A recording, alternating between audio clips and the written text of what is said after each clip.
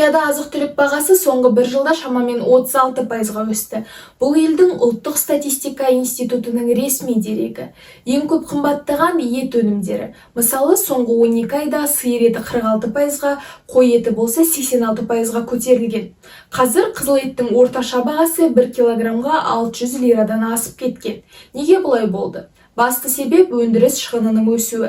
Фермер шығынының шамамен 40%-ы мал азығына кетеді, ал жем бағасы соңғы 2 жылда 1,5 есеге қымбаттаған.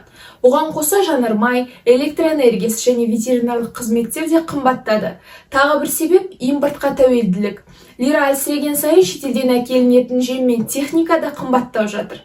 Нәтижесінде Түркияда қызыл ет өндірісі бір жылда шамамен 12%-ға азайған. Шығын көбейген соң кей фермерлер мал санын азайтуға мәжбүр болған. Сол себепті ет азайып, баға одан әрі өсті. Енді түрк азаматтары қызыл етті бұрынғыдай көп жемейді. Орташа есеппен алғанда тұтыну бір адамға 22 килограммнан 16 килограммға дейін төмендеді. Керісінше тауық пен балыққа сұраныс соңғы жылы 30%-ға артқан. Сіздермен бірге болған Ажар Заманғазинова, арнайы IT жаңалықтар үшін.